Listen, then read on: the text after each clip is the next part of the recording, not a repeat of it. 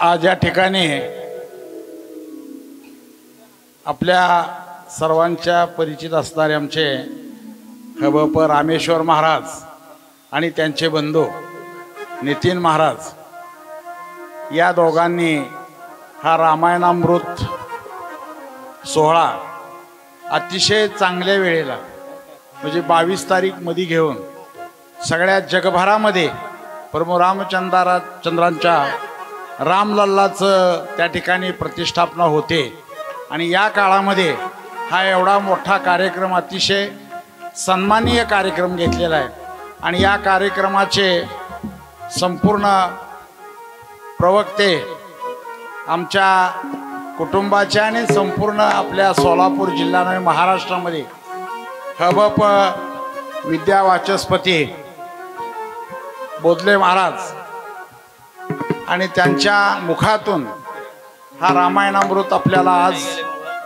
एक चांगल्या प्रकारचा अध्यात्माचा डोस या सोहळ्याच्या निमित्तानं मिळतोय आणि हा संपूर्ण कार्यक्रम आमच्या रामेश्वर आणि त्यांचे बंधू राम लक्ष्मणाची जोडी अतिशय आमच्या बोधले घराण्याने आणि रामेश्वर आणि या बंधूंनी आमचं गाव वेडं केलंय.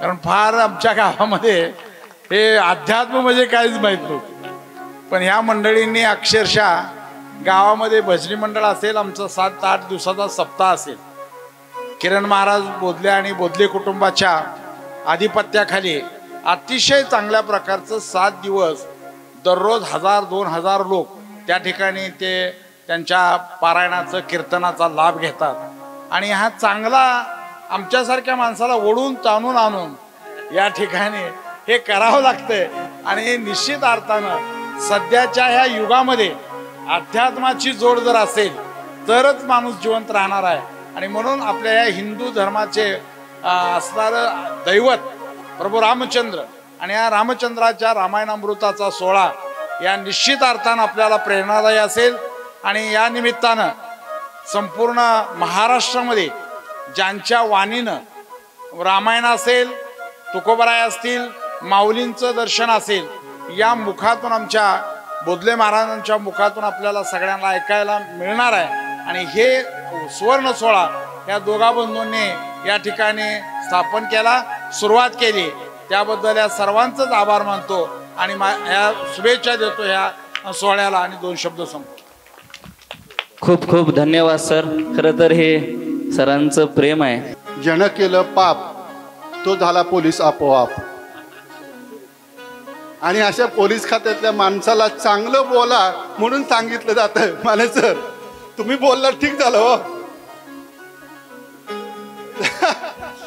असो आजचा हा ज्ञानामृत सोहळा या निमित्तानं उपस्थित आदरणीय परमादरणीय हरिभक्त परायण देहूकर महाराज आणि बोधले कुटुंब उपस्थित सर्वांचं या ठिकाणी मी पंढरपूरकरांच्या वतीनं अतिशय आनंदोत्सव साजरा करण्याच्या दृष्टीने या ठिकाणी सर्वांना शुभेच्छा देतो आणि माझे 2 शब्द संपवतो. धन्यवाद. त्यानंतर श्री गुरु जयवंत महाराज बोधले यांच्या मुखारविंदातून रामायणामृत या कथेला सुरुवात होणार आहे. हरी जय जय राम राम कृष्ण हरी जय जय राम राम कृष्ण हरी हरी जय जय राम राम कृष्ण हरी हरी जय जय राम राम कृष्ण हरी हरी जय जय राम राम कृष्ण हरी हरी जय जय राम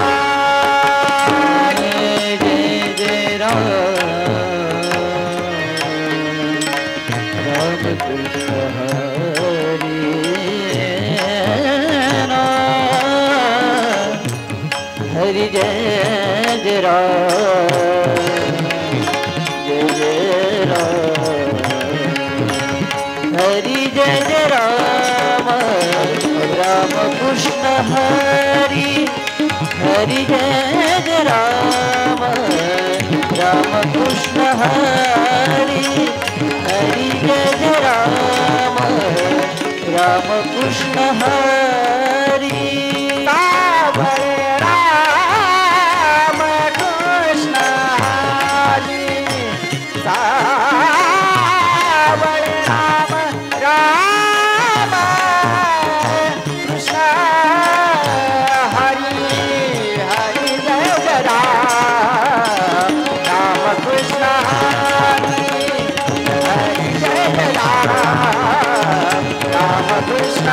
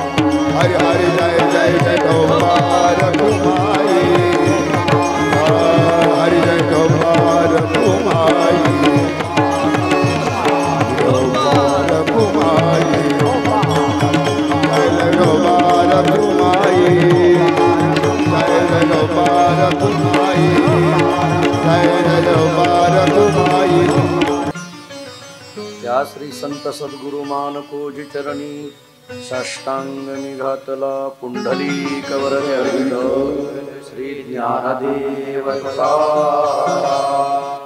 प्रभु रामचंद्र भगवान की जय। चरितम रघुनाथस्य शतकोटि प्रविस्तरम एकैकमक्षरम पुंसाम महापातकनाशनम। राम म्हणता रामचे होई जे पदी वैसोनी पदवी घेईजे। ऐसे सुखवचनी आहे विश्वासे अनुभव पाहे। राम रसाची या चवी आन रस रुचती केवी। ऐसे सुखवचनी आहे विश्वासे अनुभव पाहे। तुका म्हणे चाकोनी सांगे मज अनुभव आहे अंगे। ऐसे सुखवचनी आहे विश्वासे अनुभवे पाहिजे।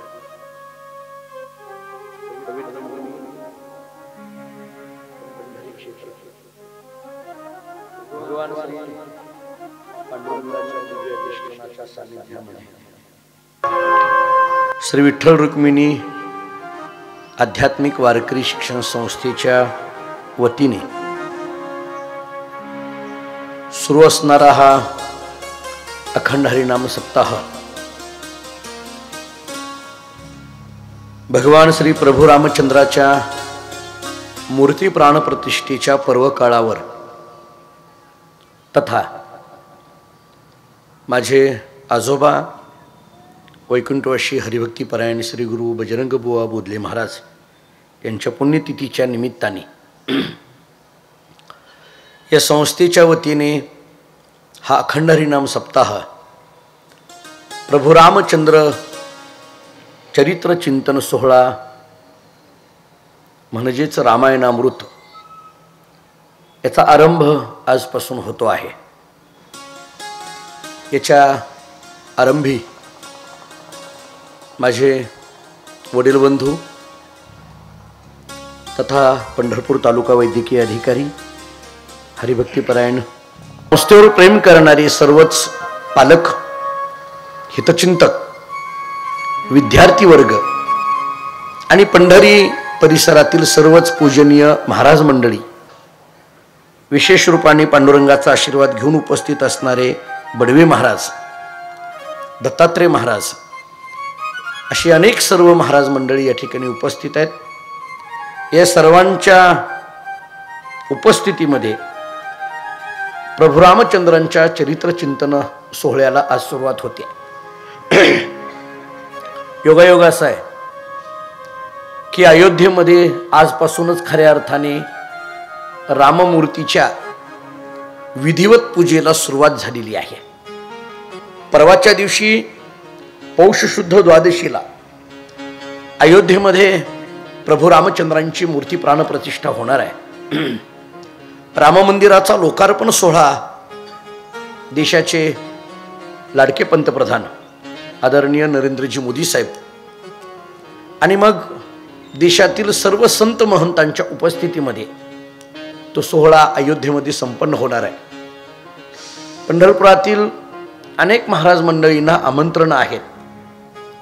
अनेक महाराज मंडळी काल परवाच तिकडे रवानाही झालेली आहेत। आपल्या बोधले महाराज परंपरेला सुद्धा अयोध्येतून राममूर्तीच्या प्राणप्रतिष्ठेच्या सोहळ्याला आमंत्रण आहे। परंतु उद्या एकादशीचा दिवस आहे आणि आपल्या फड परंपरेमध्ये एकादशीला पंढरीमध्ये राहणं हे अनिवार्य आहे। तो एक आपल्या जीवनाचा अविभाज्य घटक आहे आणि म्हणून प्रत्येक घरातून एक प्रतिनिधी आपल्या परंपरेचा पाठवायचं ठरवलं आणि त्या योगाने आपल्या बोधले महाराज परंपरेच्या वतीने सुद्धा माझे वडील बंधू हरिभक्तीपरायण यशवंत महाराज बोधले हे अयोध्येमध्ये आज सकाळीच पोहोचले। ते पोहोचले आणि आपली कथा सुरू झाली असा योगायोग आहे। मग अशी मला त्यांचा फोन आला की मी अयोध्येत पोहोचलो। म्हटलं तुम्ही अयोध्येत पोहोचला की आम्हाला कथा करायला सुरुवात करायला परवानगी मिळाली। त्यामुळे जणू काही त्यांचा फोन म्हणजे रामचंद्र प्रभूंचा आशीर्वादच आपल्याला मिळाला असा मी मनस्वी या ठिकाणी मानतो। आपण सगळेजण या धर्म मंडपामध्ये उपस्थित आहोत। रामप्रभूंचं चरित्र हे अगाध आहे, अलौकिक आहे, अतुलनीय आहे. वाल्मिकी ऋषींनी प्रभू रामचंद्रांचं चरित्र लिहिलं. नंतर महर्षी व्यासांनी प्रभू रामचंद्रांचं चरित्र लिहिलं. नंतर संत एकनाथ महाराजांनी भावार्थ रामायणाच्या माध्यमातून प्रभू रामचंद्रांचं चरित्र लिहिलं. आपल्या भारतीय संस्कृतीमध्ये साहित्याचा विचार करत असताना कवी कालिदासांचं नाव घेतल्याशिवाय साहित्य विश्वाचा इतिहास पूर्ण होत नाही. त्या कवी कालिदासांनी प्रभू रामचंद्रांचं चरित्र लिहिलं. ते रघुवंश महाकाव्य नावाचं काव्य अत्यंत प्रसिद्ध आहे. तुलसीदासजींनी रामचरितमानस नावाचं एक प्रभू रामचंद्रांचं चरित्र लिहून की ज्याच्या माध्यमातून महाराष्ट्र आणि महाराष्ट्राच्या बाहेर रामकथा सुरू झाल्या, असं तुलसी रामायण मोठं प्रसिद्ध आहे. आणि म्हणून एवढी सगळी रामायणं या भारतभूमीमध्ये निर्माण झाली. प्रभू रामचंद्रांचं चरित्र चिंतन करणारी एवढी सगळी रामायणं आज आपल्या समोर उपलब्ध आहेत. कवी कालिदासांनी रघुवंश महाकाव्यामध्ये आरंभाला एक श्लोक फार छान लिहिलाय. तो श्लोक असा लिहिलाय, को सूर्य प्रभो वंश को चाल्प विषया मतिही तितीर्षुर दुस्तरम मोहा दुडपेनास्मी सागरम. त्या श्लोकाचे भाव असे आहेत, को सूर्य प्रभो वंश को चाल्प विषया मतिही. कवी कालिदासजी प्रभू रामचंद्रांच्या चरित्राचं चिंतन करायला जेव्हा सुरुवात करतात तेव्हा कवी कालिदासांना प्रश्न पडला की मी काय चरित्र सांगू, कोणत्या अंगाने मी चरित्र मांडू. ते चरित्र इतकं आघाद आहे, इतकं अलौकिक आहे, अतुलनीय आहे की माझे शब्द त्या चरित्राला पुरतील का. आणि म्हणून पहिल्यांदा इतकी विनम्रता व्यक्त केली कवी कालिदासांनी, को सूर्य प्रभो वंशक को चाल्प विषया मतिही. हा जरी संस्कृत श्लोक असला तरी त्याचा छोटासा भाव सांगतो. को या शब्दाचा अर्थ आहे कोठे. सूर्य प्रभो वंशक, या जगामध्ये सूर्यवंशाचा प्रभाव कुठे. कारण रामचंद्र प्रभूंचं चरित्र गायचं असेल, ऐकायचं असेल तर सूर्यवंशाचा इतिहास आपल्याला माहित पाहिजे. आणि म्हणून कवी कालिदासजी अगदी आरंभाला असं म्हणतात की सूर्यवंशाचा प्रभाव कुठं आणि माझी अल्पमती कुठं. को चाल्प विषया मतिही. सूर्यवंशाचा प्रभाव आहे आणि माझी त्याच्या पुढे अल्पमती आहे. मती या शब्दाचा अर्थ बुद्धी, अल्प या शब्दाचा अर्थ कमी. माझ्याकडे बुद्धी फार कमी आहे. फार कमी आहे म्हणजे मला कधी कधी आश्चर्य असं वाटतं, कवी कालिदासांनी जर स्वतःला माझ्याकडे बुद्धी फार कमी आहे असं जर म्हणत असतील तर आपण काय म्हणावं. कवी कालिदास जर स्वतःला बुद्धिहीन म्हणत असतील तर आपण स्वतःला बुद्धिमान कसं म्हणून घ्यायचं, कसं म्हणून घेणार आपण. हा बुद्धी हा शब्द इतका सामान्य नाहीये की तो आम्ही कुठेही कसाही वापरला जाईल. आपण एखाद्याला निर्बुद्ध म्हणतो, पण मला कधी कधी प्रश्न पडतो की आपण जेव्हा निर्बुद्ध म्हणतो तेव्हा आपल्याला बुद्धी आहे का, हा आपणही विचार केला पाहिजे. बुद्धी हा शब्द निर्बुद्ध म्हणण्या इतकीच आहे आपल्याकडे. एरवी बुद्धीचा विचार किती करणार. तुकाराम महाराजांचा एक अभंग आहे, अनेक बुद्धीचे तरंग क्षणोक्षणा पालटे रंग धरू जाता संग तव तव होय बाधक. बुद्धी अशी बदलणारी आहे, क्षणाक्षणाला बदलते. कधी बदलेल किती बदलेल सांगता येत नाही. आता आपण मंडपामध्ये जी बुद्धी आहे ती मंडपातून बाहेर पडल्यानंतर राहील सांगता येत नाही. मी अनेक वेळेला विनोदाने म्हणत असतो, माणसं प्रवचन ऐकून उठताना अंग झटकून उठतात का, सांगितलेलं मंडपातच राहू द्या, बरोबर नको, घेऊन जात नाहीत बाहेर, माणसं इथंच ठेवून जातात. बुद्धी बदलत राहते.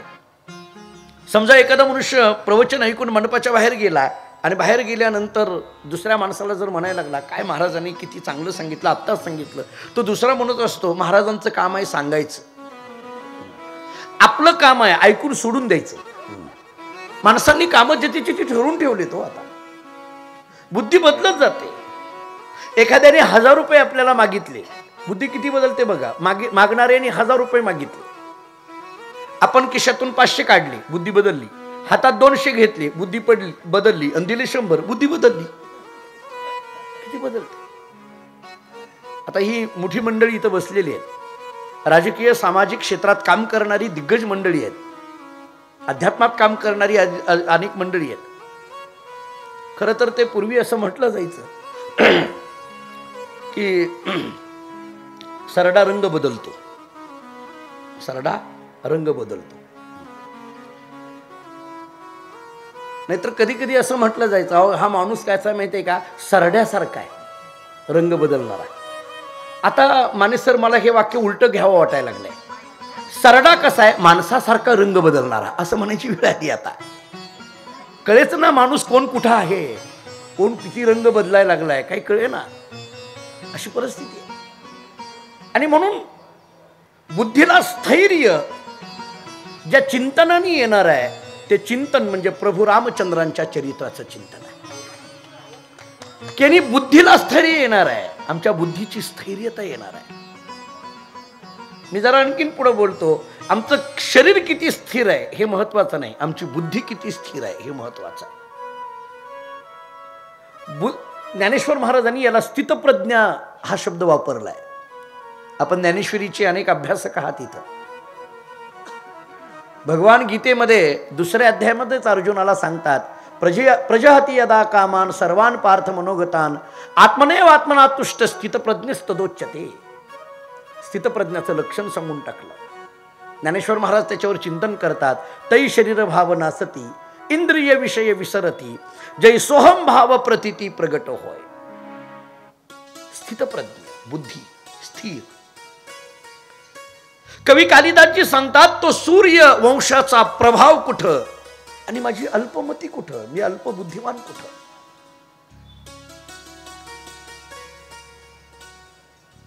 एखादा पती घरातून बाहेर पडावा आणि बायकोनी त्यांना सांगावं, अहो निघालात ना, येताना तुम्ही किराणा घेऊन या. दुसऱ्या दिवशी निघाला, येताना तुम्ही कपडे घेऊन या. तिसऱ्या दिवशी निघाला, येताना औषधं घेऊन या. चौथ्या दिवशी निघाला, अहो येताना तेल संपलंय घेऊन या.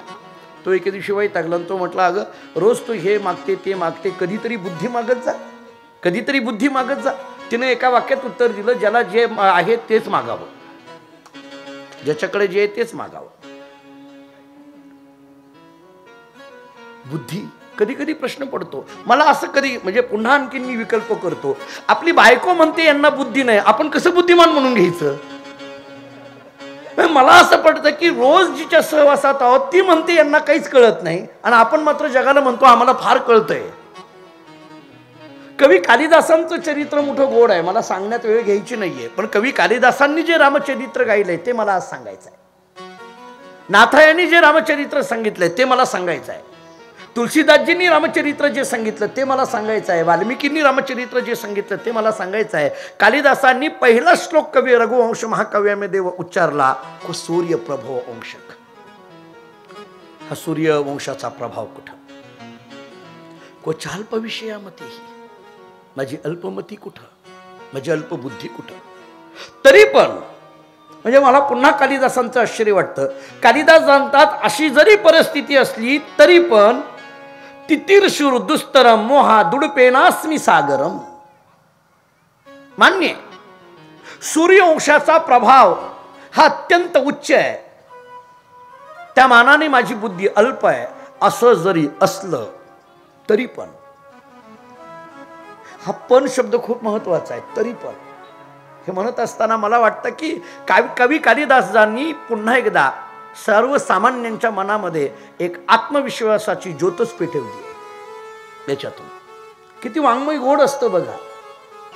तरी पण को सूर्यप्रभो वंश को चाल्प विषयामतीही, तरी पण तितीर्षुर दुस्तरम मोहा दुडपेनास्मी सागरम. ज्या पद्धतीने एखादा अथांग समुद्र आहे आणि त्या अथांग समुद्रामध्ये एक मनुष्य एक छोटीशी नाव घेऊन त्या समुद्रामध्ये विहार करण्याकरता निघाला. मला पण आज माझी सुद्धा अशी परिस्थिती आहे. मी प्रवचन पुष्कळ केली, प्रवचनमाला पुष्कळ केल्या, कीर्तन पुष्कळ केली. म्हणजे मी वयाच्या 11व्या वर्षापासून कीर्तन करतो. हे काही फार मोठं भूषण नाही आहे का? कारण मी या घरातच जन्माला आलेलो आहे, तर मी हे कीर्तन केलंच पाहिजे. महाराजाच्या मुलाने कीर्तन करणं हे भूषण नाही, कीर्तन न करणं हे दूषण आहे. तू कीर्तन नाही करायची तर काय करायची? महाराजाचा मुलगा म्हणायला लागला मी एकादशी करतो. अरे हे काही भूषण आहे का? मी माळ घातली हे भूषण नाही आहे. मी वारी करतो हे भूषण नाही. मी त्या घरात जन्माला आलोय म्हटल्यानंतर मी ती परंपरा सांभाळलीच पाहिजे, हे माझं भूषण नाही आहे. मी कीर्तन पुष्कळ लहानपणापासून करतो. प्रवचन मला पुष्कळ आदरणीय नानासाहेब इथं उपस्थित आहेत, ते अनेक प्रवचनमालेंचे साक्षीदार आहेत, पुष्कळ केल्या. परंतु कथा मात्र माझ्या आयुष्यातली ही पहिली आहे. रामायणावर प्रवचन करणे वेगळं आणि रामकथा करणं वेगळं. त्यातल्या त्यात हे संगीत भजन हे ते घेऊन तर पहिलीच आहे. कारण याचा आणि माझा जवळजवळ संबंध फार कमी आहे. स्वराचा आणि आमचा थोडासा संबंध कमीच आहे. माझे काही फार स्वर लागतील असं सांगता येत नाही. एखाद्या वेळेस तुम्हाला वाटेल की इथं कुठल्या पट्टीत बसतंय, हे असं तुमची ती पट्टी वगैरे काहीतरी असते की काळी 2 पांढरी 4, एखाद्या वेळेस तुम्हाला शंका येईल. थोडक्यात एखाद्या वेळेस तुम्ही मनातल्या मनात असं म्हणाल हा बेसूर आहे, हरकत नाही, पण असूर नाही एवढं नक्की आहे. कारण वारकरी भजन आणि याच्यामध्ये थोडंसं अंतर पडतं. पण माझे वडील सद्गुरू दादा आणि रामेश्वर महाराज आणि नितीन महाराज ज्यावेळेस या सप्ताहाच्या नियोजनाला घरी आले, नियोजन सगळं ठरलं. गेल्या वर्षी सुरुवात या सप्ताहाची झाली आणि मग पहिल्यांदा काय करायचं म्हणून विठ्ठलाच्या नगरीत आहेत म्हणून विठ्ठल कथा करायचं ठरविलं. आणि आमचे अत्यंत जीवलग मित्र हरिभक्तीपरायण अशोक महाराज इलक शास्त्री यांच्या मुखारविंदातून ती श्री विठ्ठल कथा खूप गोड या प्रांगणामध्ये झाली. सद्गुरू दादा रोज त्या कथेला ऐकायला असायचे. यावरच काय करायचं आणि म्हणून बाकी कीर्तनं कोणाची घ्यायची वगैरे सगळी रामेश्वर आणि नितीननी दोघांनी माझ्याशी चर्चा केली. पण कथा कोणती करायची ही माझ्याशी चर्चा केली नाही, त्यांनी दादांशी चर्चा केली. आणि त्यांनी दादांना सांगितलं की आम्हाला असं वाटतं की राम मंदिर रामचंद्र प्रभूंची मूर्ती प्राणप्रतिष्ठा 22 जानेवारीला होती आहे आणि त्याच कालावधीमध्ये आपल्या उत्सवाची तारीख आहे, तर रामकथा व्हावी आणि ती मी सांगावी असा त्यांनी दादांकडे विनंती केली. कारण त्यांनी जर मला बोलले असते तर मी म्हटलं असतं अजिबात जमत नाही, जा. मी त्यांना नाहीच म्हणून सांगितलं असतं. पण त्यांनी दादांना सांगितलं आणि मग दादांनी मला सांगितलं की तू ही कथा कर. मी म्हटलं अहो मला माहीत नाही ते कथा करणं, संगीत भजन त्याच्यामध्ये मला फार ते अवघड जातं. नाही म्हटले, बसलं की सगळं जमतं, कर. आणि आत्तापर्यंत दादांच्या आशीर्वादाने सगळ्या गोष्टी करत आलेलो असल्यामुळे मला जेव्हा लहान विठ्ठल बापू आमच्या इथं उपस्थित आहेत, मी पहिलं कीर्तन ज्यावेळेस नानासाहेब केलं वयाच्या 11व्या वर्षी, 6वीला होतो मी तेव्हा विवेकवर्धिनीला आपल्या, आम्ही आणि विठ्ठल बापू विजापूरला गेलो होतो पहिलं कीर्तन. मी म्हटलं मला जमत नाही. दादा म्हटले उभा राहा, जमतंय. मी आहे म्हटले. तेव्हापासून जो मी त्यांचा पाठीमागा आहे तो आज तागायत माझ्या पाठीमागा आहे. आणि मला असं वाटतं की या जगात वडिलांचा आशीर्वाद हा सर्वश्रेष्ठ आशीर्वाद असतो. आई वडिलांचा आशीर्वाद हा सर्वश्रेष्ठ आशीर्वाद असतो. आणि जर आई वडील आपल्या पाठीमागं असतील, जग अख्खं विरोधात गेलं तरी चालतं, फक्त आई वडील आपल्या पाठीमागं असावे लागतात. फक्त आपले आई वडील आपल्या पाठीमागं असावे लागतात. आणि जरा पुढं सांगतो, जग सगळं आपल्या बरोबर आहे आणि आपण जर आपल्या आई वडिलाजवळ नसाल तर जगात राहूनही काही उपयोग राहत नाही. त्यामुळे तो आशीर्वाद घेऊन या कथेला आज सुरुवात होते. मलाही प्रश्न पडला की ही कथा मी कशी मांडायची, कोणत्या अंगाने मांडायची. जर कवी कालिदासांनाच प्रश्न पडला असेल की मी हे कसं लिहिलं पार करू, तर मी तर अल्प म्हणजे अल्पाहूनही अल्पमतिमान असलेला मी काय करणार. पण शेवटी नाथ महाराजांचं रामायण असेल, व्यासांचं अध्यात्म रामायण असेल, वाल्मिकी ऋषींचं वाल्मिकी रामायण असेल, तुलसी रामायण असेल, रघुवंश महाकाव्य असेल, या काही ग्रंथांचा थोडंसं चिंतन केलं आणि मग जेणेकरून हे रामकथा आपल्याकडून त्या निमित्ताने प्रभू रामचंद्रांचं गुणगान होईल, आपल्याकडून काहीतरी प्रभू रामचंद्रांची सेवा या निमित्ताने होईल.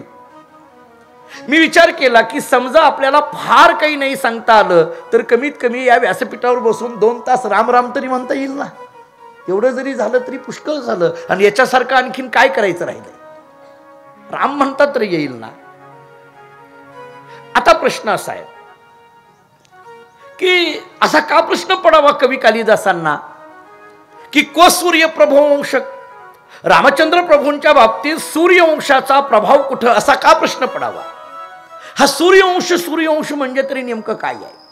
बरं, गंमत अशी आहे, अलीकडल्या काळामध्ये हा सूर्यवंश शब्द इतक्या सामान्य पद्धतीने कधी कधी लोक वापरतात. एका घरी गेलो आणि मी विचारलं, अहो तुमचे चिरंजीव आले नाहीत आणखीन. नाही म्हटले, ते 9 वाजल्या होत्या, तो उठला नव्हता, झोपेतून उठला नव्हता. तर त्याच्या वडिलांनी सांगितलं, अहो तो सूर्यवंशी आहे. अरे म्हणजे झोपेतून न उठणाऱ्याला सूर्यवंशी म्हणायचं काय. इतका सामान्य शब्द आहे का तो सूर्यवंश. म्हणजे सूर्य उगवल्यानंतर हा उठतो म्हणून तो सूर्यवंशी, असा इतका सामान्य शब्दाचा अर्थ नाहीये. दुर्दैव मला मानेसर कधी कधी असं वाटतं की आपण आपल्याच भाषेची प्रचंड चिरफाड करतो. आपल्याला कळत नाहीत की आपले शब्द कुठं वापरावे, कसे वापरावे, कोणत्या ठिकाणी शब्द वापरावे. मराठी भाषा ही इतकी प्रगतशील भाषा आहे, सुसंस्कारित भाषा आहे, चिंतन तत्व मांडणारी भाषा आहे की त्या भाषेमध्ये कोणतेही शब्द कुठेही वापरून जमत नाही. मी अनेक वेळेला उदाहरण देत असतो. मंडपामध्ये आला आणि एखादा, आता हा मंडप आहे, आमच्या भोसेंचा कोरकेंचा मंडप आहे, किती मंडप सुंदर दिलाय. आपण काय म्हणावं, हा मंडप खूप सुंदर आहे, हे ठीक आहे. एक मनुष्य आला आणि म्हणायला लागला, अहो मंडप भयंकर सुंदर आहे. याला काय अर्थ आहे का. भयंकर आणि सुंदर कसे शब्द एकत्रित येतील. कारण जे भयंकर असतं ते सुंदर नसतं, जे सुंदर असतं ते भयंकर नसतं. शक्य नाही. मराठीमधले शब्द जे ते तिथंच वापरले पाहिजे. सूर्यवंश हा शब्द केवळ आणि केवळ रामचंद्र प्रभूंच्या चरित्राला लागू पडतो, अन्य कुठेही सामान्य पद्धतीने वापरू नये. काय आहे हा सूर्यवंश. वंश मुळात एरवी वंश हा शब्द खूप महत्वाचा असतो. प्रत्येकाला इथं काहीतरी वंश परंपरा आहे. वंश परंपरा दासमी अंकित, प्रत्येकाला वंश परंपरा आहे. आपण बोलताना म्हणतो छत्रपती शिवाजी महाराजांचे हे वंशज, जगद्गुरु तुकाराम महाराजांचे वंशज आज मगाशी आपल्या पूजेमध्ये होते. हरिभक्तीपरायण संजय महाराज देहूकर, जगद्गुरु तुकोबारांचे वंशज, नामदेवरायांचे वंशज, मानकोजी महाराजांचे वंशज, आपण अशी वंश, एकनाथ महाराजांचे वंशज, वंश परंपरा सांगतो आपण. तसा हा सूर्यवंश, कधी कधी सूर्य या शब्दाचाच विचार केला तर आपल्या अंगावर शहारे येतात.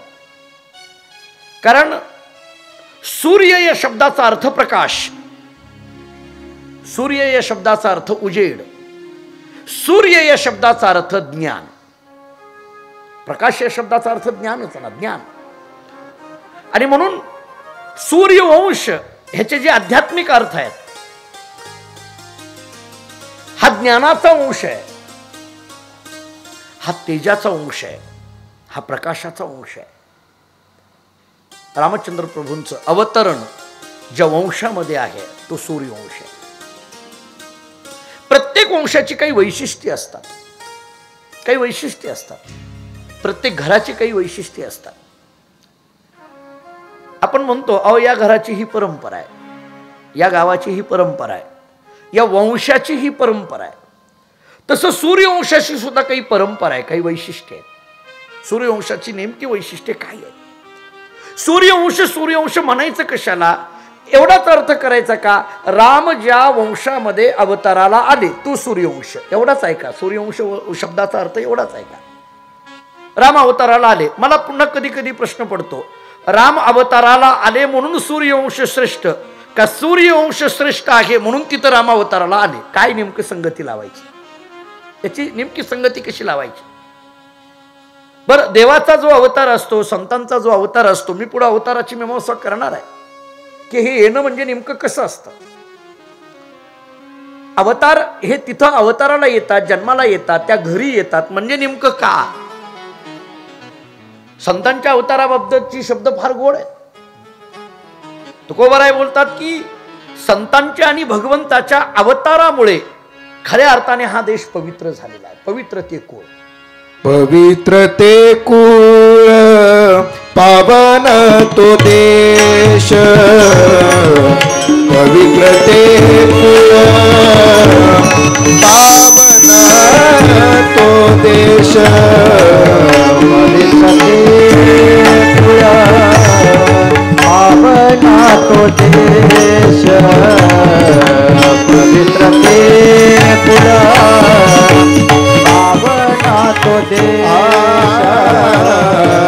पवित्र ते कुळ पावन तो देश, पवित्र ते कुळ पावन तो देश, पवित्र ते कुळ पावना तो देश, पवित्र ते कुळ पावना तो देश, जेथे हरीचे दास जन्म घेती, जेथे हरीचे दास जन्म घेती, कर्म धर्म त्यांचा झाला नारायण, कर्म धर्म त्यांचा झाला नारायण, धर्म त्यांचा झाला नारायण, धर्म त्यांचा झाला नारायण.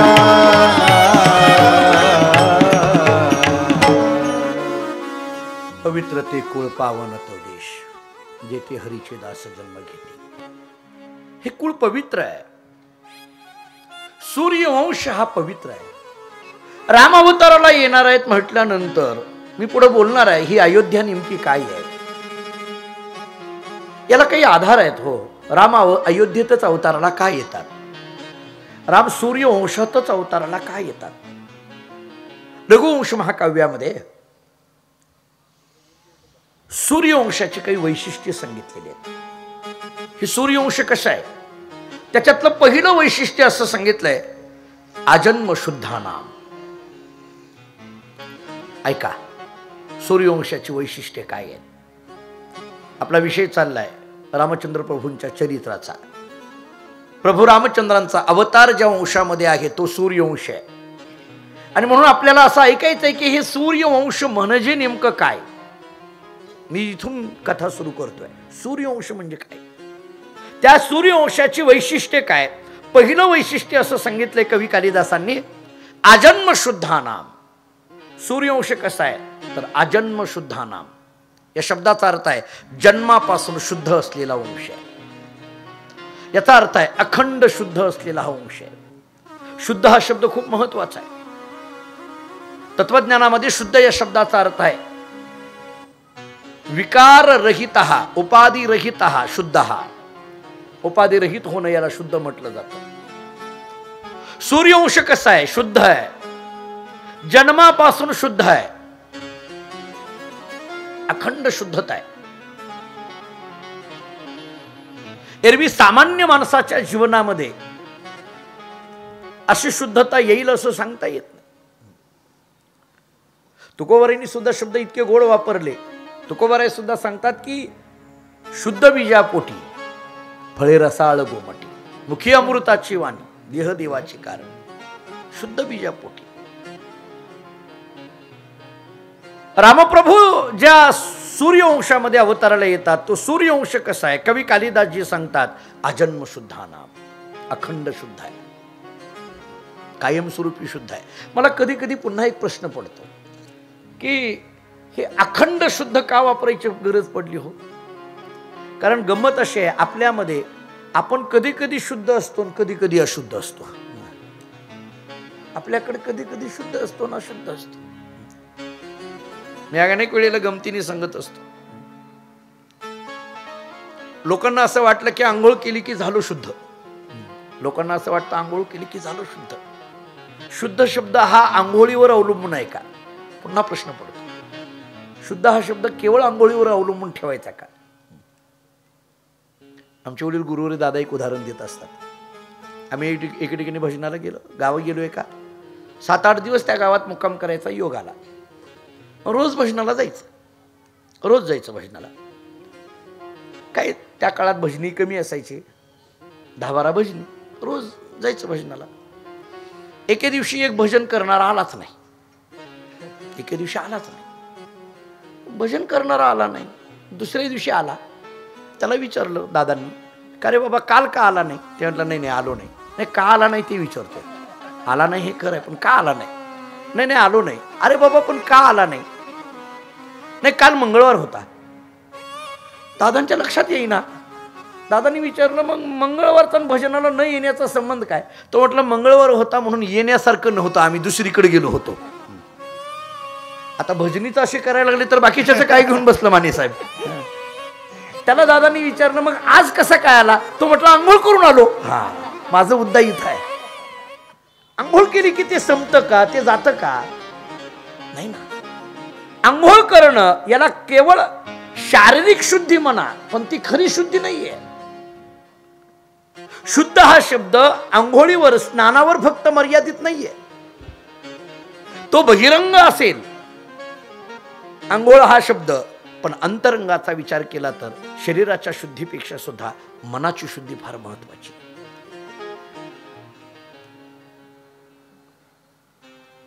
माझे डॉक्टर साहेब मगाशी होते इथं.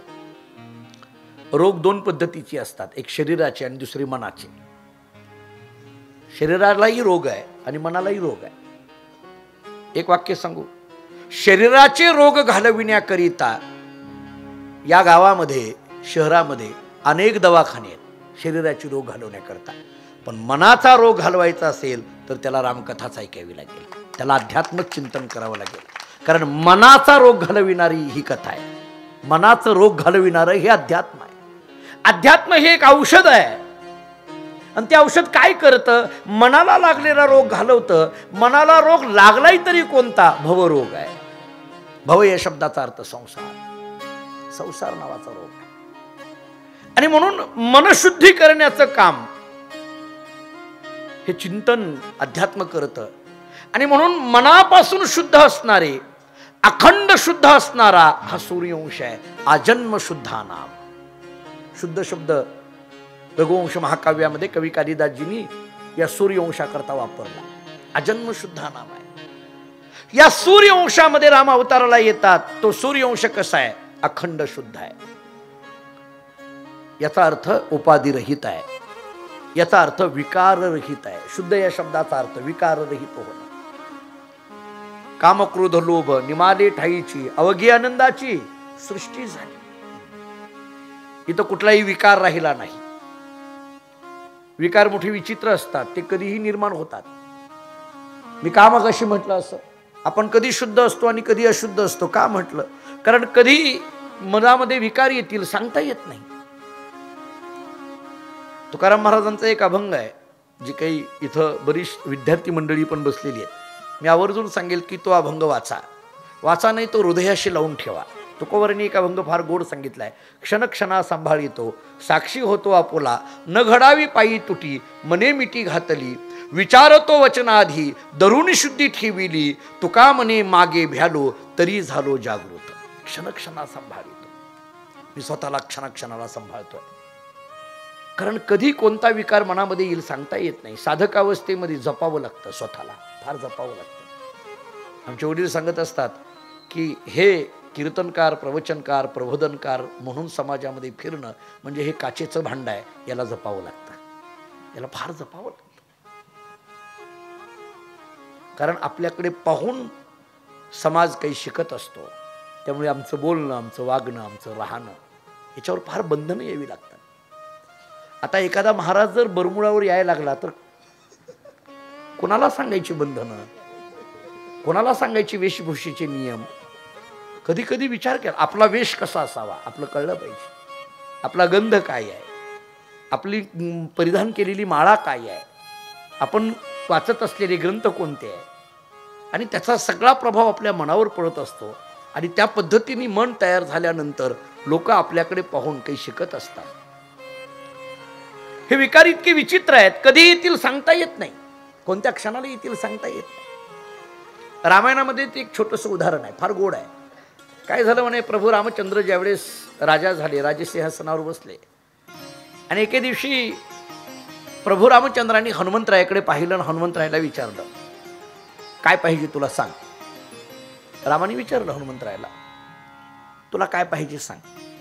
हनुमंतरायांनी सांगितलं, प्रभू काही नको, ऐका माझं बोलणं, मला सांगायचं आहे, माणूस कधी विकार आतमध्ये येतील सांगता येत नाही. मी का सांगायला लागलो, सूर्यवंश कसा आहे, आजन्म शुद्धा नाम, अखंड शुद्ध असलेला हा सूर्यवंश आहे. म्हणजे कुठलाही विकार कधीच निर्माण होत नाही असा हा सूर्यवंश आहे. कधीही वृत्ती ज्यांची बिघडत नाही असा हा सूर्यवंश आहे. मी तुम्हाला पुढं अनेक गोष्टी या अयोध्येतल्या या मानसशास्त्राच्या दृष्टीने मांडण्याचा प्रयत्न करणार आहे. खरं तर वृत्ती बिघडत नाही तो सूर्यवंश आहे. मग कैकेयीची का बिघडली येईल पुढं, मी उत्तर सांगणार आहे मी पुढं त्याचं. म्हणजे या सगळ्या साधक बाधक चर्चा मला ज्या काही अभ्यासातून जाणवल्या त्या करणार आहे. एका अर्थाने ही कथा आहे म्हणा, किंवा एका अर्थाने ही तुमचा आणि माझा संवाद आहे म्हणा. या संवादातून मला माहीत असलेलं मी तुम्हाला सांगणार आहे, आणि तुम्हाला माहीत असलेलं तुम्ही काही मला सांगणार आहेत. आणि याच्यातून आपल्याला हे 6 दिवस कसं तरी काढायचे असं म्हणा, वाटल्यास कसे तरी नाही, पण त्याच्यातून काहीतरी नक्की निघेल.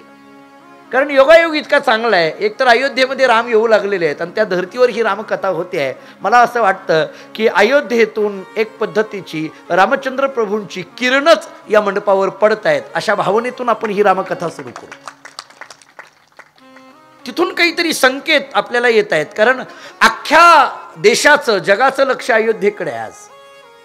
म्हणून आपल्या आता मला फार बरं वाटलं एका दृष्टीने की इतक्या योग्य काळावर माझ्याकडे हे रामचरित्र प्रभूंचं चिंतन आलं की या कालावधीमध्ये सारखं सतत राम राम राम राम हेच आहे. आणि मग ते नक्की अंतरंगातले राम आपल्याला आपल्याकडून काहीतरी बोलून घेतील. माझे वडील सद्गुरू श्री दादा आपल्या याच्यामध्ये मंडपामध्ये उपस्थित आहेत. त्यांच्या चरणी नतमस्तक हो. थोडं भजन घ्या.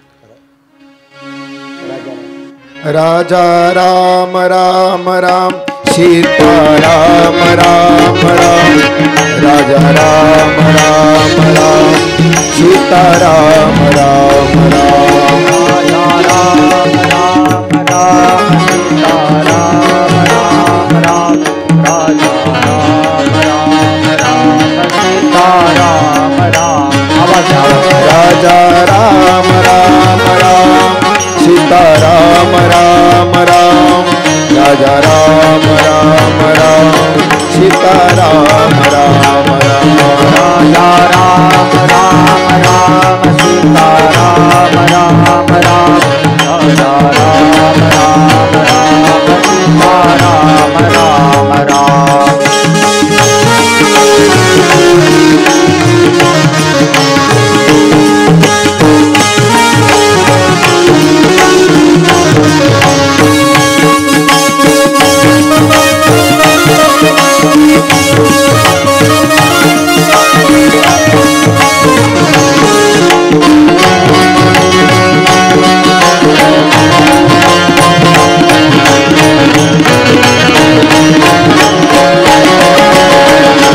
राजा राम राम राम सीता राम राम राम.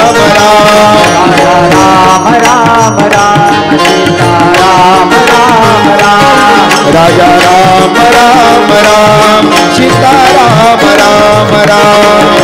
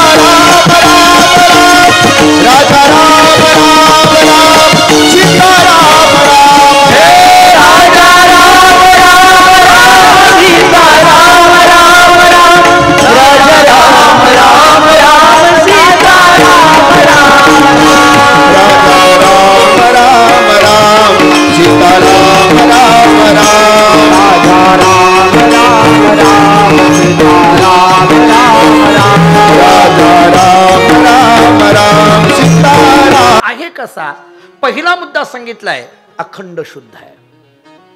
मी आपल्याला मगाशी बोलत होतो की आपल्याकडे कधी कधी शुद्धता असते, कधी कधी अशुद्धता असते. मी मगाशी दादांचं नाव घेऊन एक उदाहरणही दिलं आपल्याला.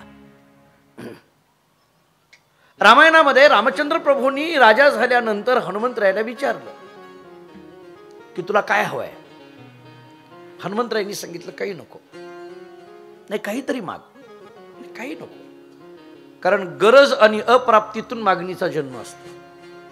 गरज असावी आणि ते प्राप्त नसावं तर मागणीचा जन्म असतो. मागणीचा जन्मच त्याच्यातून होतो. आपल्याकडे वस्तू नाही, अप्राप्त आहे, पण त्याची गरजही नाही तर मागणीचा जन्म होईल कसा काय. खर तर मागणी गरज आणि अप्राप्तीतून जन्माला यावी. त्यामुळे हनुमंतरायांनी सांगितलं मला कशाची गरजच नाही, त्यामुळे मला काही नको. नाही काहीतरी माग, काही नको. मला कधी कधी प्रश्न पडतो, देणारे राम आहेत, घेणारे हनुमंतराय आहेत. देणारा घेणाऱ्याच्या मागं लागलाय, काहीतरी घे, काहीतरी घे. आपलं उलट असतं, आपल्याला देणाऱ्याला म्हणावं लागतं सप्ताह चालू झाला, काहीतरी द्या, काहीतरी द्या. ते आपल्याला बघून दुसऱ्या गल्लीतून जातात निघून. हे उलट आहे सगळं चरित्र. म्हणून ती रामकथा ही निश्चित व्यथा. असं आहे, फार गोड आहे. हनुमंतरायांनी सांगितलं काही नको, नाही काहीतरी माग. मग शेवटी हनुमंतरायांनी सांगितलं प्रभू द्यायचं आहे ना, एक द्या. ऐका किती गोड मागणं मागितलं हनुमंतरायांनी. माझ्या अजन्म शुद्धा नाम या मुद्द्याला फार महत्वाचं आहे. प्रभू द्यायचं आहे ना, एक द्या. काय द्या? तुम्ही माझ्या हृदयामध्ये येऊन राहा, एवढंच द्या म्हटले, बाकी काही नको. हनुमंतराय म्हणतात प्रभू तुम्ही माझ्या हृदयामध्ये येऊन राहा, एवढंच द्या, बस काही नको. काय चर्चा आहे ती अयोध्येतली. म्हणजे अयोध्येमध्ये राम सिंहासनावर बसलेले आहेत, हनुमंतराय पुढे उभे आहेत आणि हनुमंतरायांनी रामाला म्हणावं मला काही नको, तुम्ही माझ्या हृदयात येऊन राहा, एवढंच द्या. मला वाटतं की तिथे एक जरा आणखीन चर्चा झाली असेल. रामचंद्र प्रभूंनी हनुमंतरायाकडे बघितलं असेल आणि विचारलं असेल अरे हनुमंता बहुतेक तू ज्ञानेश्वरी वाचत नाही काय की. म्हटले असतील आपल्याला काय, ज्ञानेश्वरी आपल्याला प्रिय आहे महाराज, त्यामुळे ती त्या काळापासून आहे असं आपण म्हणणार, आपण ज्ञानेश्वरीचे उपासक आहोत. ते म्हटले का, अरे ज्ञानोबारायांनी सांगितलं नाही का तैसा हृदयामध्ये मी रामो, असता सर्व सुखाचा रामो. मी हृदयात आहेच ना, मग आणखीन काही हृदयात येऊन राहा. हनुमंतरायांनी प्रभू रामचंद्रांना उत्तर दिलं असेल प्रभू बहुतेक तुम्ही ज्ञानेश्वरी वाचता पण तुम्हाला अर्थ कळत नाही काय की. आता ते राम आणि हनुमंताची चर्चा होईल महाराज. मी पुढं जशी वेळ मिळेल तशी बोलेल की राम आणि हनुमंताचं नातं काय काय यांची नाती कशी आहे. तुम्ही राम आणि हनुमंताकडे देव आणि भक्त असं म्हणून पाहणार, रामचंद्र प्रभू आणि हनुमंतरायांकडे दोघं एकमेकाचे सख्य असं म्हणून पाहणार, प्रभू रामचंद्र आणि हनुमंतरायाकडे एका कुटुंबाचे सदस्य असं म्हणून पाहणार, प्रभू रामचंद्र आणि हनुमंतरायाकडे रावणाचे विरोधक दोघं आहेत असं म्हणून पाहणार, प्रभू रामचंद्र आणि हनुमंतरायाकडे की जिथं जिथं सूर्य तिथं तिथं सूर्याची किरण असं म्हणून पाहणार, प्रभू रामचंद्र आणि हनुमंतरायाकडे देह आणि सावली असं म्हणून पाहणार, प्रभू रामचंद्र आणि हनुमंतरायाकडे साखर आणि गोडी असं म्हणून पाहणार, प्रभू रामचंद्र आणि हनुमंतरायाकडे फूल आणि सुगंध असं म्हणून पाहणार. काय म्हणून पाहणार, फार गोड आहे. काय नेमकं यांचं वर्णन करावं, राम आणि हनुमंतरायाचं वर्णन करावं तरी काय.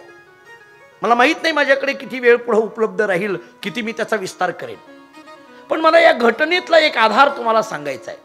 हनुमंतरायांनी सांगितलं प्रभू माझ्या हृदयात येऊन राहा. ठीक आहे, प्रभू रामचंद्रांनी त्या हातातला धनुष्य खाली टाकला आणि हनुमंतरायाच्या हृदयात राहण्याकरता निघाले. हनुमंतरायांनी सांगितलं प्रभू तसं नाही, त्या धनुष्यासह आतमध्ये या. आत यायचंय ना, धनुष्यासह या. प्रभूंनी विचारलं धनुष्याची काय गरज आहे, कारण जायचंय कुठं राहायला, हृदयामध्ये. धनुष्य कुठं गरजेचं आहे, युद्धभूमीवर. युद्धभूमीवर गरजेचं आहे, इथं हृदयात जायचं राहायला, तिथं काही धनुष्याची गरज आहे.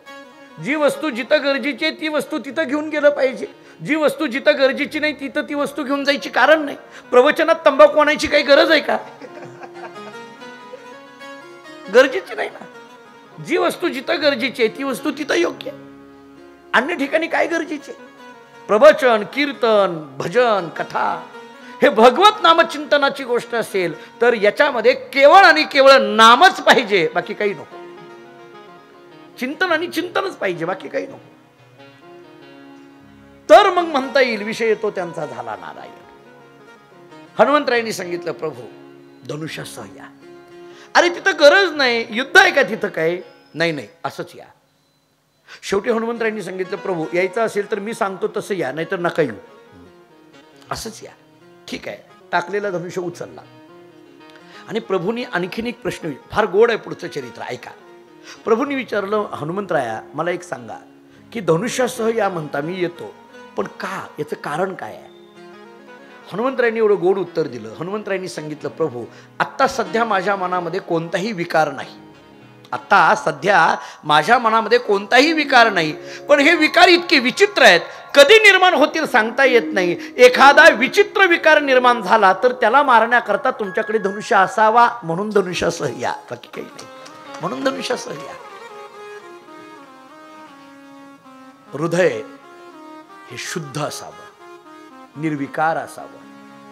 एरवी सामान्य माणसाच्या हृदयामध्ये कधी विकार निर्माण होते सांगता येत नाही. पण सूर्यवंश काय आहे की ज्यांचं हृदय हे अखंड शुद्ध आहे, तो सूर्यवंश आहे. मी रामचंद्र प्रभूंच्या हृदयाचा थोडा कधी वेळ मिळाली तर विचार करेल की प्रभू रामचंद्रांचं हृदय काय आहे, प्रभू रामचंद्रांचं मन काय आहे. थोडा या अंगाने माझं म्हणणं आहे की आपण रामचरित्राचं चिंतन करू. लौकिकातून तर आपण ठीक आहे, ते कुठं आले, कसे आले, कुणाला मारलं, काय केलं हे आपल्याला सगळ्याला माहिती आहे. पण रामचंद्र प्रभूंची मूर्ती डोळ्यासमोर आणत असताना प्रभू रामचंद्रांचं अंतःकरणही डोळ्यासमोर यावं, प्रभू रामचंद्रांचं हृदय डोळ्यासमोर यावं, प्रभू रामचंद्रांचं मन डोळ्यासमोर यावं, प्रभू रामचंद्रांची बुद्धी डोळ्यासमोर यावी, प्रभू रामचंद्रांचं चित्त डोळ्यासमोर यावं. मग रामकथा आहे काय, रामचरित्र आहे हे कळेल. काय आहे त्यांचं हृदय? कारण राम हे एक तत्व आहे आणि तो व्यक्तीचं माध्यम घेऊन जगामध्ये आलेला आहे. आणि मला कधी कधी रामचरित्राचा विचार करताना अंगावर शहारे येतात. खरं तर हे तत्व आहे, पण त्यांनी जगामध्ये पसरण्याकरिता मात्र एका मानवदेहाचा स्वीकार केला. किती वैशिष्ट्य असेल हो. कधी कधी विचार पडतो की मानवदेहाचा स्वीकार का केला असेल रामचंद्र प्रभूंनी, याच देहाचा स्वीकार का केला? हा देह इतका विचार करण्यासारखा आहे. म्हणून या देहाचं महात्म्य सांगत असताना शरीर उत्तम चांगले, शरीर सुखाचे घोसुले, शरीरे साध्य होय केले, शरीरे साधिले परब्रह्म, असं तुकोबाराय सांगतात आम्हाला. शरीर उत्तम आणि चांगले. मला पुन्हा कधी कधी प्रश्न पडतो तुकोबारांच्या अभंगाचा अभ्यास करताना सुद्धा, तुकाराम महाराजांनी शरीर चांगलं आहे एवढं म्हणून थांबलं नाहीत, उत्तम चांगलं आहे. चांगला आहे म्हणणं वेगळं, उत्तम चांगले. बरं, उत्तम आणि चांगल्यात तरी काय फरक आहे? उत्तम म्हटलं असतं तर कळालं असतं, पुन्हा चांगलं शब्द जोडायची काय गरज आहे? आणि चांगलं असतं म्हटलं असतं तर कळालं असतं, परत उत्तम म्हणायची काय गरज आहे? हे एकदमच सगळं सांगावं असा काही नियम नाही, परत सांगेल कधीतरी. सगळं सांगितल्यानंतर 6 दिवस टिकले पाहिजेत की हे सगळे. सांगेल मी, त्याची उत्तरं देईल. मला जी काही तुकोबारांची कृपा, जे काही सांगतील ते सांगेल, तुकोबारा जे सांगतील ते सांगेल. पण देहाचा स्वीकार केला ना रामचंद्र प्रभूंनी. सूर्यवंश, अजन्म शुद्धाना.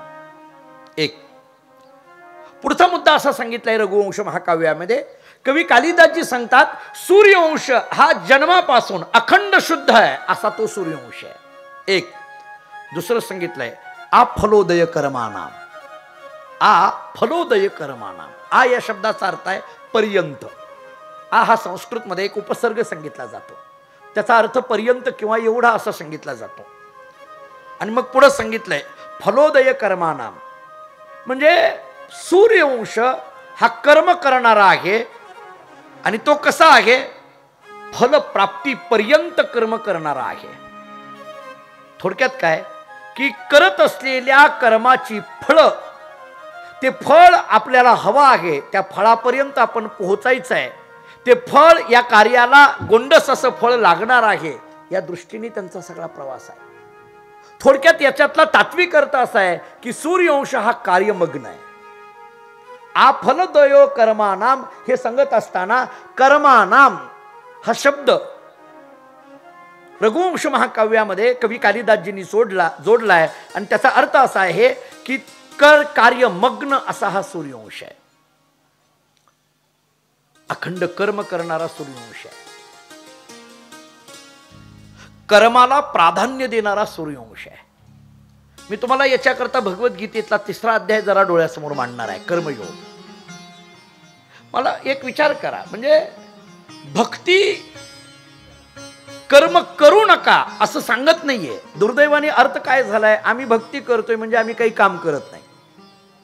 म्हणजे ज्याला काही काम नाही त्यानं भक्ती करावी, असा जर आपण अलीकडल्या काळामध्ये संप्रदायाचा अर्थ घेत असाल तर ते कुठंतरी चुकतंय असं मला वाटतंय.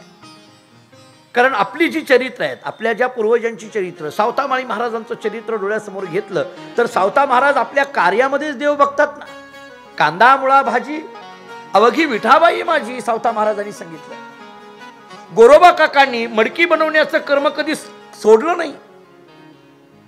ज्या भूमीमध्ये आज आपण पंढरपुरामध्ये आहोत त्या भूमीमध्ये चोखोवरायांनी ढोरं वडायचं कर्म, आपलं जे कर्म आहे ते कधी सोडलं नाही. त्यामुळे चोखोवराय सांगतात, तुम्ही माझ्या कर्माकडे बघू नका, माझ्या कर्माच्या अंतःकरणातल्या भावनेकडे पहा. उसडोंगा परी रसनही डोंगा, काही भुललासी वरलिया रंगा. चोखा डोंगा परी भावनही डोंगा, काही भुललासी वरलिया रंगा. त्यामुळे भक्ती करणं याचा अर्थ काही काम न करणं असा जर अर्थ घेत असू तर चुकताय कुठेतरी. बऱ्याचदा ज्याला काही काम नाही त्याला म्हणतात तू वारी कर. बघा तुम्ही गंमत कशी आहे. बरं, त्याच्यातही आणखीन गमती, आपल्यातही फार प्रकार आहेत. आता आमची ईश्वरवटाची सगळी वारकरी सगळी बसलेली तिथं. ते गंमत अशी आहे म्हणे साहेब की दिंडीमध्ये सुद्धा पताका घ्यायची कुणी, झेंडा घ्यायचा कुणी, ती जी दिंडीचा मालक असतो का नाही तो म्हणतो तुम्ही काय, हां तू टाळ घे, तुला टाळ वाजवायला येतं, तू पकवाज घे, तू विणा घे. मग कोणीतरी असं असतं, तुला काही येत नाही ना, हां झेंडा घे. म्हणजे ज्याला काही येत नाही त्याच्या गळ्यात खांद्यावर झेंडा. म्हणजे याचा अर्थ असा काय, ज्याला काही येत नाही तो झेंडेकरी. इतका झेंडेकरी शब्दाचा अर्थ सोपा आहे का? जर एवढाच जर सोपा करत असाल तर ज्ञानोबारांचा अभंग कुठं लावायचा, माझे मनीची आवडी पंढरपुरानी न बुडली, कुठं लावणार हा अभंग, कुठं लावायचा? त्यामुळे हे सोपं नाहीये.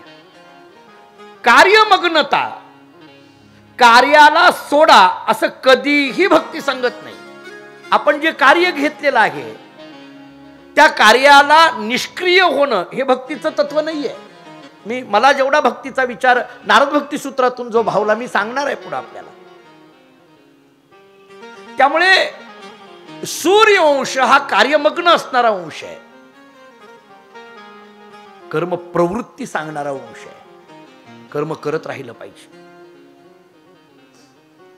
ज्ञानेश्वर महाराज असं सांगतात ज्ञानेश्वरीमध्ये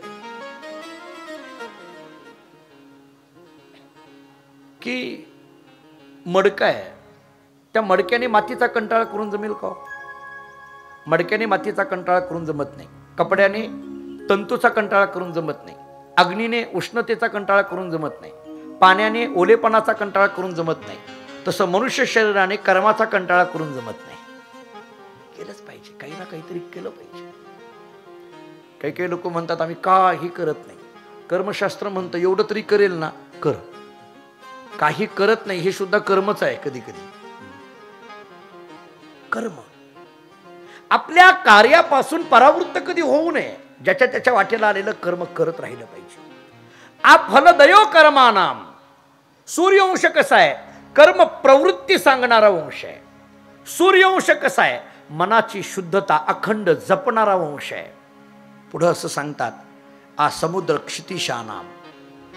समुद्रापर्यंत राज्याच्या सीमा ज्यांच्या आहेत तो सूर्यवंश आहे. अमर्याद अशा पद्धतीच्या सीमा ज्यांच्या आहेत. 3 गोष्टी झाल्या आतापर्यंत. अखंड मनाची शुद्धता जिथं आहे तो सूर्यवंश आहे.